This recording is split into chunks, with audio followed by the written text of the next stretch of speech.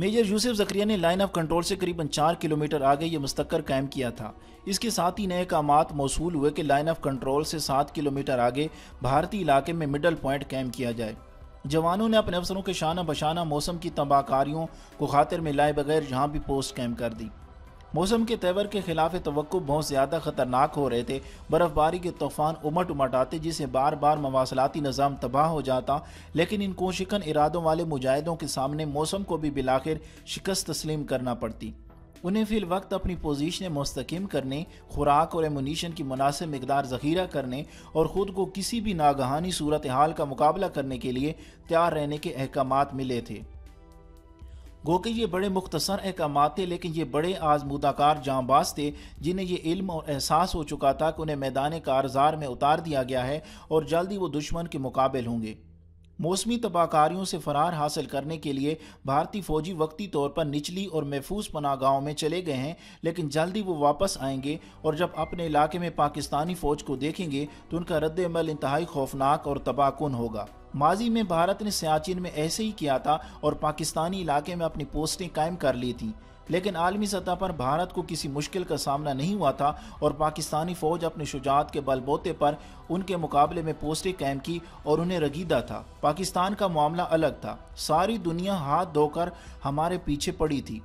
अफगानिस्तान में तालिबान से मुतालिक आलमी सतह पर बड़ा गलत तासुर कायम हो रहा था और ये समझा जाता था कि तालिबान को पाकिस्तान की मुकम्मल पुष्टपनाही हासिल है। भारत वो तूफान खड़ा करता कि पाकिस्तान के लिए जिसके सामने ठहरना मुश्किल होता, लेकिन एक सोल्जर को सियासत से क्या लेना देना। ये तो अहकामात के पाबंद और किसी भी हुक्म पर किसी भी लम्हे अपनी जान से गुजर जाने पर तैयार रहते थे। 15 फरवरी 1999 तक उन्होंने दुश्मन के इलाके में अपनी सफबंदी मुकम्मल कर ली थी और अब अगले अहकामात के मुंतजिर थे। दुश्मन ने कब वापस लौटना था, उन्हें कब एक अंधी तबाहकुन और इंतहाई खूनी जंग लड़नी थी, ये तमाम सवालात अभी जवाब तलब थे। 6 और 13 NLI भी तवील अरसे से बनियाल और गुलतरी में मौजूद थी। 6 NLI की कमांड कर्नल मंसूर कर रहे थे, जो अपनी दलेरी की वजह से फौज में खसूसी शोहरत के हामिल और काफ़ी इज्जत की निगाह से देखे जाते थे। उन्हें भी लाइन ऑफ कंट्रोल के साथ साथ दुश्मन के इलाके में पोस्टें कायम करने का हुक्म मिला। उनके काम का आगाज़ नवंबर 1998 में हुआ और 1 जनवरी 1999 तक उन्होंने जारी अहकामात के मुताबिक पोस्टें कायम कर लीं। 2 जनवरी को corps commander lieutenant general Mahmood Ahmed Banihal में यूनिट हेडक्वार्टर का मुआयना करने आए तो उन्होंने उनके सामने एक नया चैलेंज रख दिया जो करीबन नामुमकिन था। जनरल साहब ने अपनी सटीक से सामने नजर आने वाले संगलाख पहाड़ के पॉइंट 5140 की तरफ इशारा करते हुए कहा कि यहाँ पोस्ट कैंप की जाए, जिसके बाद वो तशरीफ ले गए। सतह समंदर से 5140 मीटर की बुलंदी पर मौजूद इस पहाड़ी चोटी तक पहुंचना इंसान तो क्या किसी मशीन के बस में भी नहीं था। अमूदी और संगलाख नोकदार चट्टानें जिन पर पड़ने वाला एक गलत कदम या हाथ जिस्म के इस हिस्से को सारे जिस्म से अलग कर सकता था और चढ़ाई के लिए इसी के इर्द गिर्द कहीं भी कोई जगह मुयस्सर नहीं थी। इस चोटी पर हेलीकॉप्टर के जरिए उतरने का तो सिर्फ ख्वाब ही देखा जा सकता था, लेकिन नामुमकिन को मुमकिन बनाने वाले अल्लाह के इन पुरअसरार बंदों ने यह भी कर दिखाया। कैप्टन इफ्तिखार ने इस चैलेंज को कबूल किया और मेजर ताशफीन से इसी हवाले से बात की। दोनों नक्शों की मदद से काफ़ी सरकपाई करते रहे, लेकिन किसी तरफ रास्ता दिखाई नहीं दे रहा था। बिलाखिर उन्होंने अल्लाह की नुसरत के सामने अपनी हिम्मत के बलबोते पर यह मुहिम सर करने की ठानी और कुछ जवानों को लेकर निकल पड़े। इंतहाई दुश्वार और नाकाबिल अबूर रास्तों और पहाड़ी सिलसिलों से गुजरते एक एक कदम पर इंतहाई एहतियात का मुजाहरा करती ये रैकी पार्टी 11 जनवरी को अपने मिशन पर निकली थी, लेकिन 26 जनवरी तक उन्हें कोई ढंग का रास्ता दिखाई नहीं दिया।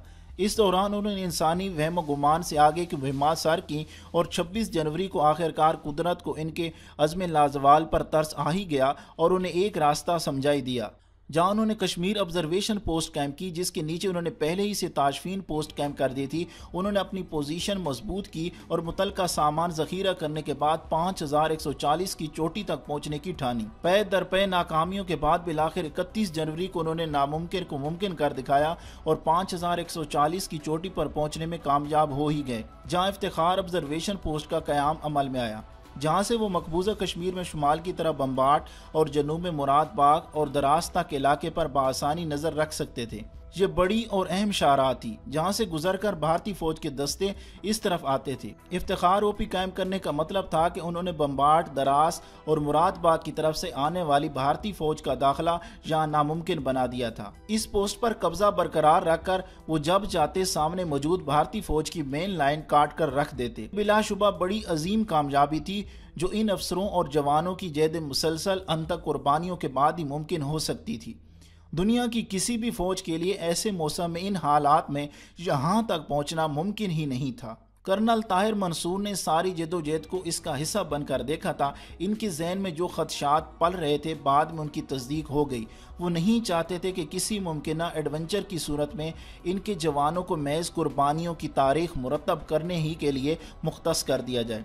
ہیڈ کوارٹر کی طرف سے مکمل اندھیرا تھا، لیکن ان کی حقیقت شناس نظروں نے آنے والے وقت کو پہلے سے ہی دیکھ لیا تھا۔